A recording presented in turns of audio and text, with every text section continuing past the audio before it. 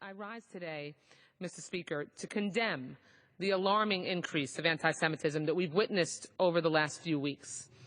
While the Anti-Defamation League released a terrifying report just last month about anti-Semitism growing throughout the world, tragically, my own constituents have personally experienced terrifying and heinous crimes against them just this past week.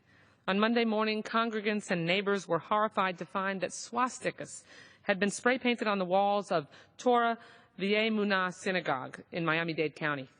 In Miami Beach over the weekend, a Jewish couple found their car had been egged and the words Hamas and Jew had been smeared on their car. These deplorable acts are atrocious and despicable. For all of us who care about the rights of minority populations in this country, who celebrate the rich diversity that makes up our great nation, we cannot and we must not be silent. It is amazing to many of us that these actions are occurring in 2014, not in 1930 Nazi Germany.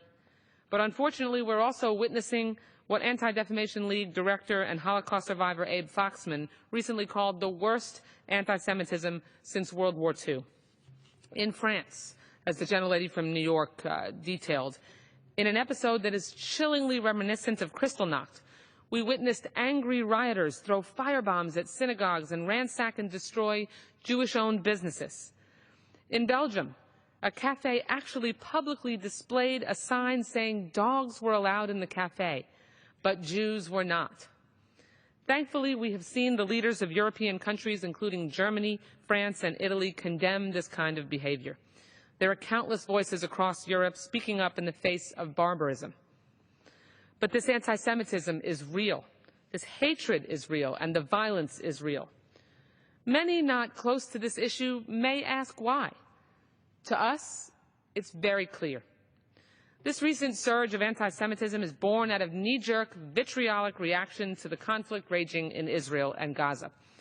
But this conflation of anti-Semitism with the recent actions of Israel in defense of her people is completely misplaced.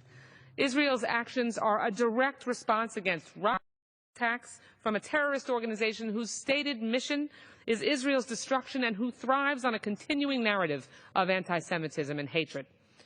Unfortunately, we only see a few lone voices around the world protesting against a Hamas government that knowingly and willingly puts its citizens, its children, in harm's way, placing them in jeopardy and sacrificing their lives to engender sympathy for their evil cause.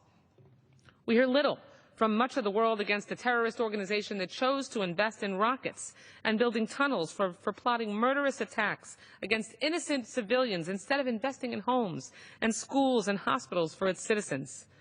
Instead of condemning these cowardly practices by Hamas, we have, however, seen people rage equally against Israel, Israelis, and Jews anywhere. The words and phrases that these protesters are using cannot be spoken on this House floor.